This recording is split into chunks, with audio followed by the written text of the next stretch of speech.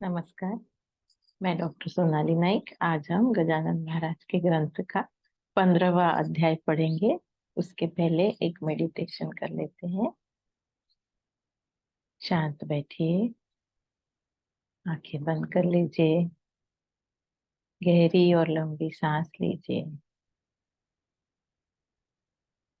अपना ध्यान आज्ञा चक्र पर केंद्रित करिए। देखिए कि आप एक बहुत शांत और प्रसन्न जगह पर बैठे हैं। समंदर का किनारा है, शीतल पवन बह रही है।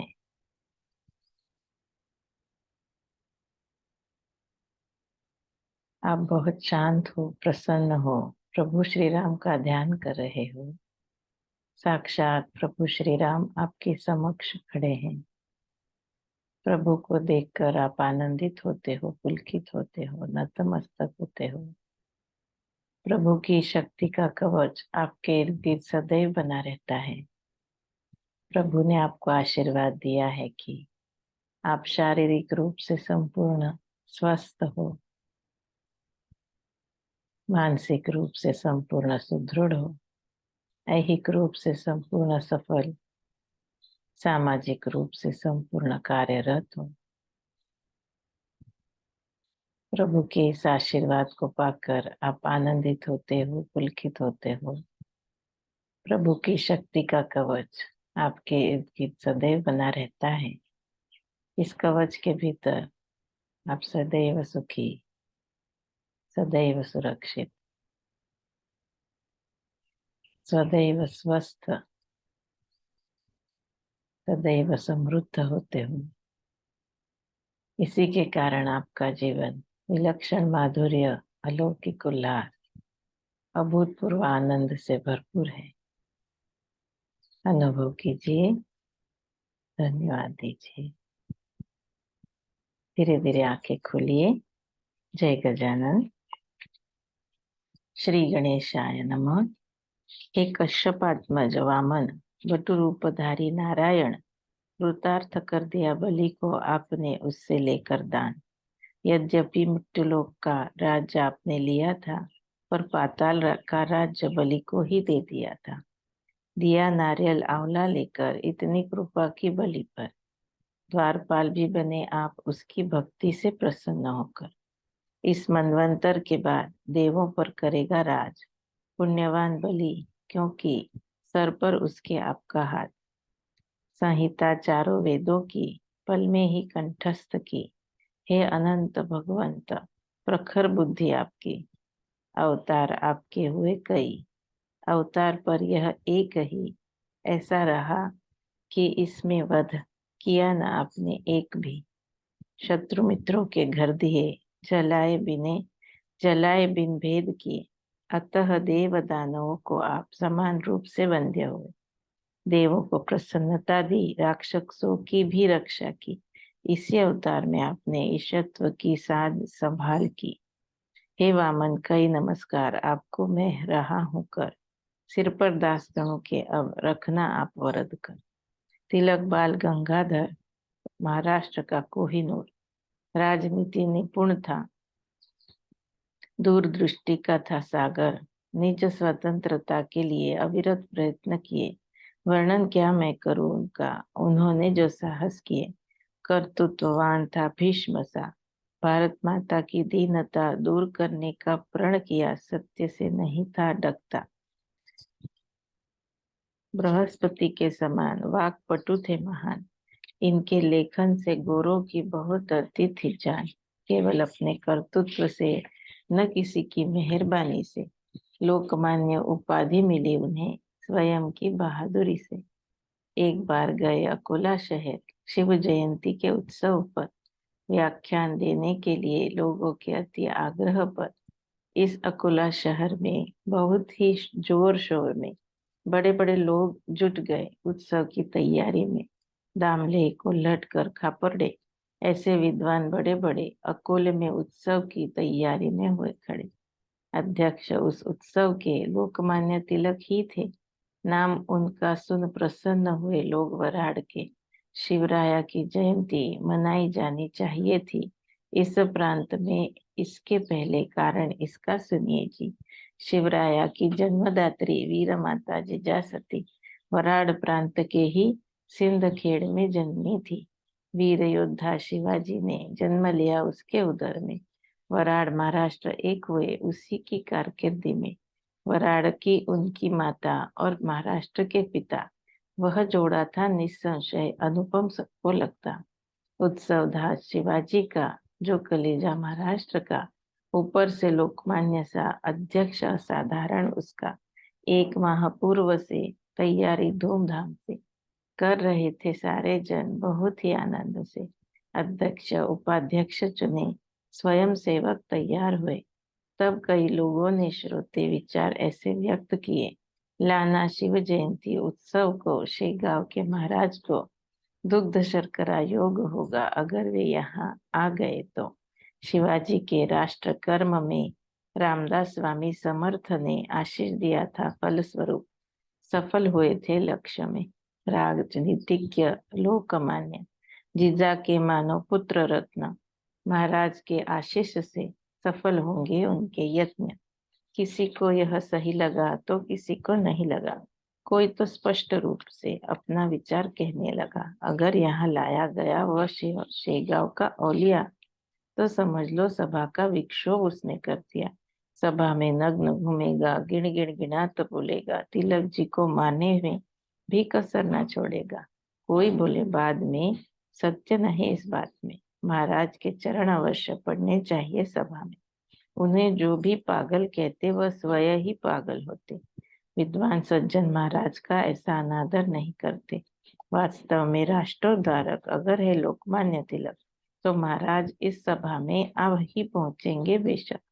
सही गलत की पहचान करते हैं साधु महान, उन्हें आमंत्रण देने मन में देना नहीं भय का स्थान। अलग अलग विचार हुए। आमंत्रण देने के लिए श्री गजानन महाराज को कुछ लोग शेगांव में आए। आते ही खापड़े दादा से महाराज ने कहा, ऐसे तुम्हारे शिवजी उत्सव में अवश्य आएंगे। हम यहाँ से पागल जैसा नहीं करेंगे, बैठकर ही मौन धरेंगे। सुधारकों का हम कभी मनोभंग नहीं करेंगे। करने हेतु राष्ट्रोद्धार योग्य है बाल गंगाधर। भविष्य में इस जैसा न होगा। राष्ट्र प्रेमी प्रखर मित्र बालक बाल तिलक का, अन्ना पटवर्धन नाम का, नरसिंह सरस्वती का जो शिष्य है आरदी का, इन दोनों को देखने आएंगे हम अकोला में। यह सुन खापड़े दादा आनंदित हो गए मन में। ये वराड़ के है कोहिनूर, सुनिए जी को लटकर। अकोले का वृत्त जान गए शेगांव में बैठकर। ज्ञान अगाध है इनका, प्रेम राष्ट्र पुरुष का इनके मन में बहुत गहरा है, यह हमने देखा। कुछ बोलना पड़ा नहीं, बात समझ गए सही। खुद ही होकर उन्होंने आ जाने की बात कही। इस शिव जयंती का मुहूर्त तो अच्छा लगा। समर्थ को वंदन कर अब अकोला जाना होगा। अकोला पहुंचे, जाकर खापड़े दादा को लटकर शिव जयंती का उत्सव आ पहुंचा 8 दिनों पर। वराड़ प्रांत हुआ प्रसन्न, सोचने लगे सारे ही जन, अकोले में कब देखेंगे हम तिलक जी के चरण। 1830 शक में सभा हुई। वैशाख मास में मंडप सजाया गया था वराड़ के अकोले में। वराड़ प्रांत में महत्व का त्योहार अक्षय तृतीया का, फिर भी समुदाय बड़ा हुआ इकट्ठा लोगों का। अंतिम दिन था सभा का, हर व्यक्ति पास दूर का पहुंचा वहां मन में लिए मानस तिलक दर्शन का। ऊपर से उस दिन को महाराज आएंगे अकोला को, यह खबर पहले से थी, पता चली थी लोगों को। मंडप में खूब भीड़ हुई। सबको यह जिज्ञासा हुई, सभा में आने में क्यों महाराज को देर हुई। परंतु सभा शुरू होने से पूर्व ही महाराज जा पहुंचे। संत अपनी वाणी में कभी असत्यता नहीं आने देते। सभा में उच्च स्थान पर गद्दी पर तकिया रखकर बैठे थे कैवल्य के दानी जीवन मुक्त योगीवर। सिंहासन का अग्रस्थान, उस पर तिलक थे विराजमान। उनके पास बैठने का मिला अन्ना पटवर्धन जी को मान।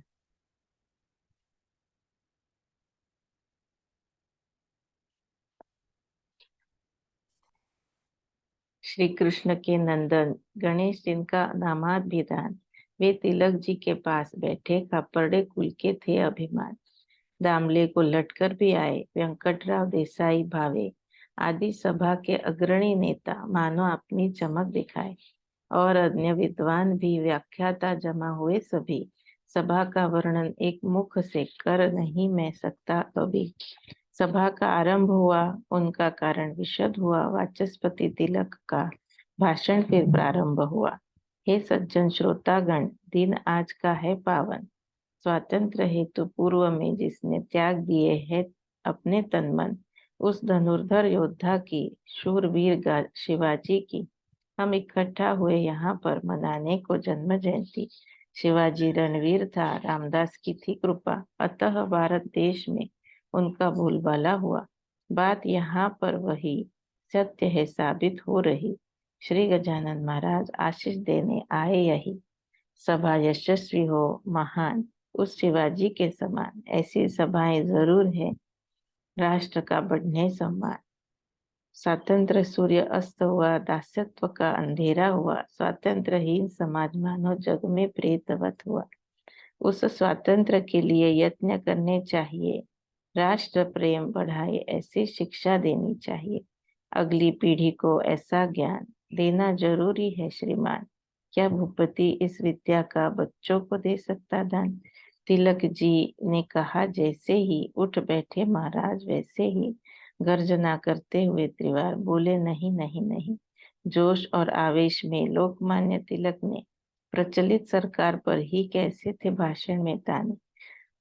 आशय उस भाषण का समझ गया मन महाराज का, अतः उन्होंने संभाषण किया इस प्रकार का। इसी से हाथों में हथकड़ी लगने की आती बिकट घड़ी, कहकर गणगणात भजने लग गई, वाणी प्रखर बड़ी। सभा निर्विघ्न पूर्ण हुई, लोकमान्य की प्रशंसा हुई, महाराज की वाणी सत्य साबित उसी साल हुई। 124 लगाई धारा, लोकमान्य को पकड़ लिया, हथकड़ियां लगी उन पर, सजा का बुरा प्रसंग आया। कभी राज सत्ता के आगे किसी का घोड़ा न भागे, लोकमान्य को छुड़ाने हेतु वकील बड़े आए आगे। लोकमान्य के स्नेहीजन दयालु जिनका अंतःकरण, पारमार्थिक उपायों का किया उन्होंने आयोजन। दादा साहेब खापर्डे सज्जन थे बहुत बड़े, अमरावती से मुंबई को मुकदमे को चल पड़े। अकोले के स्टेशन पर को लटकर जी को सत्वर, श्रोता जन सुनिए क्या दादा साहेब ने दिया उत्तर। आप शेगांव जाइए, समर्थ को विनती कीजिए, लोकमान्य को विकट संकट से मुक्ति दीजिए। मैं ही चला जाता वहां पर, मुंबई जाना जरूरी है पर आप ही विनती महाराज को करना। शेगांव पहुंचकर कोल्हट कर तिलक प्रेमी थे, वे तुरंत गाड़ी में बैठे, स्वामी गजानन के पास शीघ्रता से जा पहुंचे। महाराज तब मठ के अंदर निद्राधीन थे आसन पर। 3 दिन बीते फिर भी बैठे नहीं उठकर, तब तक कोल्हट कर भी बैठे ही रहे थे वहीं। दिखावा ढोंग करने वाला ऐसा कभी करता नहीं। लोकमान्य की खूब चिंता मंथा करता कुल्हटकर का, अतः उन्होंने कमाल कर दिया, दिखा दिया प्रयत्न कर। उबाल वही अंगार जहाँ, आंसू वही है प्यार जहाँ, इस अर्थ का मुहावरा मराठी में जाता कहाँ। चौथे दिन फिर नयन खुले, महाराज कुल्हटकर को बोले, आपने खूब प्रयत्न किए लेकिन फल शायद ही मिले। वीर शिवाजी छत्रपति रामदास के प्रिय अति, पर बादशाही राज में उन्हें कैद की सजा हुई ही थी। सज्जनों के तकलीफ बिना राज्य क्रांति होती है न। कंस के इतिहास से इस सत्य को समझ लेना। भाकरी यह ज्वार की खिलाइए शीघ्र अति, बाल गंगाधर को तुम देर नहीं करना अभी। इस भाकरी के बल पर कार्य करेगा महत्तर, यद्यपि दूर जाएगा पर इलाज न है कुछ भी इस पर।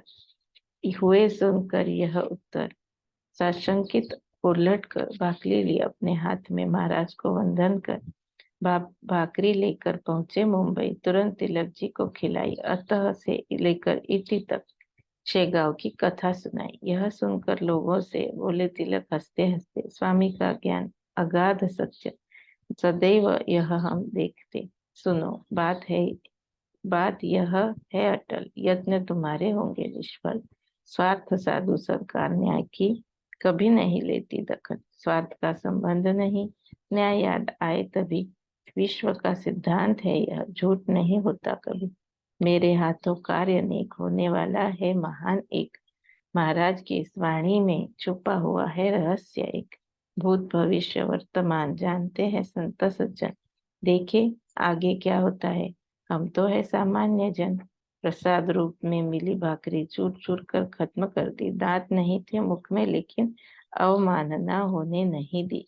सजा सुनाई लोकमान्य को, ब्रह्मदेश गए मंडाले को। आकार दिया वहां उन्होंने गीता रहस्य नामक ग्रंथ को।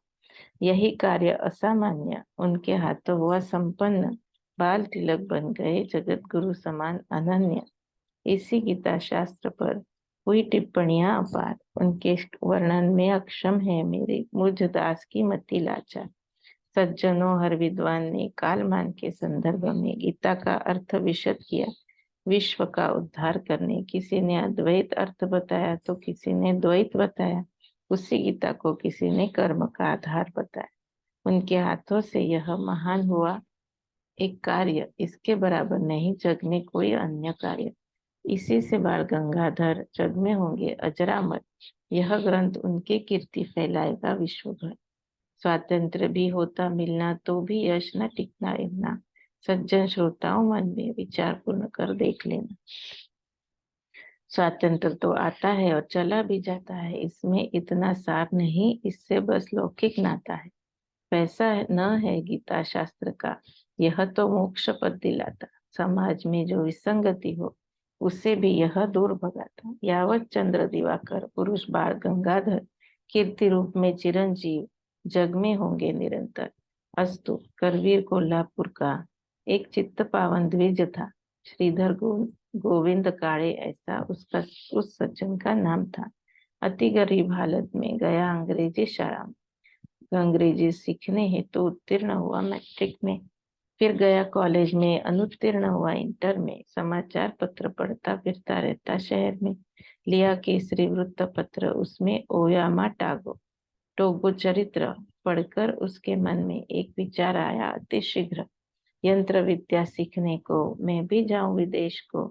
व्यर्थ में इस धरती पर भार बनकर जीना ही क्यों। टोगोयामा ने ऐसा किया। प्रथम ज्ञान प्राप्त किया, बाद में अपने जापान जापान का जग में अभ्युदय किया। मुझे वैसा ही होगा करना, देश को होगा उद्धरना। विचार उसने ऐसा किया लेकिन उपाय कुछ सूझे ना। धन का प्रबंध था नहीं, कोई मददगार नहीं, अत्यंत निर्धन जो था, कुछ भी कर सका नहीं। गया भंडारा शहर में अपने मित्र से मिलने, जो एक शिक्षक था मनरो हाई स्कूल में। उसके आगे मनोगत श्रीधर ने किया प्रकट। विचार उसे भी भाया लेकिन पैसे की कहाँ थी जुगत। सुनो मित्र, पैसे बिना जग में नहीं कुछ भी होना। दरिद्री ने मन ही मन में बस सपने देखते रहना। चलो अपना गांव को, करवीर कोल्हापुर का, बहुत गर्मी है यहाँ, चलो अपनी जन्मभूमि को। दोनों बैठ गए गाड़ी में। कीर्ति सुनी रास्ते में। महाराज के देखने हेतु महाराज को देखने हेतु उतर गए शेगांव में। पोस्ट मास्टर के द्वार पर सामान रखा सत्वर। महाराज को देखने की थी आधिरता मन के अंदर। दोनों ने मठ में प्रवेश किया, स्वामी को दंडवत किया। उनके सन्मुख दोनों हाथ जोड़ स्थान ग्रहण किया। महाराज समझ गए तुरंत श्रीधर काळे का मनोगत। बोले, पगले परदेश का विचार तो करना मत। सब कुछ तो है यही, भौतिक शास्त्र में अर्थ नहीं। कृतार्थ होगा तू तो केवल अध्यात्म की विद्या से ही। हुआ श्रीधर के इस कारण विचारों में परिवर्तन। कोल्हापुर की एक व्यक्ति का तब उसे हुआ स्मरण। वे कुम्हार गली के स्वामी थे, कोल्हापुर में रहते थे। इसी प्रकार से वे भी भक्तों से बात करते थे। ये महाराज भी वैसे भाषण करते हैं भक्तों से। इस बात का रहस्य खुल नहीं रहा है मुझसे। श्रीधर सोच रहा था। ऐसे महाराज बोले जोर से, बेकार में जाना नहीं दूर हिंदुस्तान से। अगणित करना पुण्य, तब यहाँ मिलता जन्म। योग सक्षम है भौतिक से, समझ लेना यह मर्म। यह योग जो है जानता, भौतिक वो वह नहीं मानता। योग शास्त्र से भी तो अध्यात्म है श्रेष्ठ रहता, यथा संभव वही करना, कहीं भी नहीं आना जाना। महाराज के भाषण में श्रीधर ने आनंद ही माना। उसके विचारों का दिनकर पश्चिम में अस्त होकर पूर्व दिशा में उदित हुआ। प्रसन्न अति हुआ श्रीधर। महान साधु संतों के बिन विचारों में परिवर्तन अन्य कोई न कर सकता। सत्य समझता बस उसका मन। महाराज ने उसको बोला, अभ्युदय तेरा होगा, पत्नी राह देख रही, तुझे कोल्हापुर जाना हो। अपने मित्र के साथ में लौटा कोल्हापुर में। श्रीधर के यश की उनकी वाणी सत्य हुई वास्तव में। श्रीधर बीए में हुआ, शिवपुरी कॉलेज गया, फिर शिंदे के राज्य में प्राचार्य भी बन गया। चलते बोलते हैं धरती पर संत साक्षात परमेश्वर। धन्य है वे जिन्हें उनकी कृपा का है मिलता वर। स्वामी के दर्शन की माया देखने का योग आया। सत्य शोधन में श्रीधर का मनोगत ही बदल गया। ऐसी उपज संतों की इसी देश में है आती। नंदनवन के वृक्ष वाटिका अन्यत्र कहीं नहीं दिखती। स्वस्ति श्री दास गणों विरचित यह श्री गजानन विजय ग्रंथ परम भाविक भक्तों को सदैव दिखाए सुपंथ। शुभम भवतु श्री हरिहरार्पणमस्तु। इति श्री गजानन विजय ग्रंथस्य पंचदशोऽध्याय समाप्तः।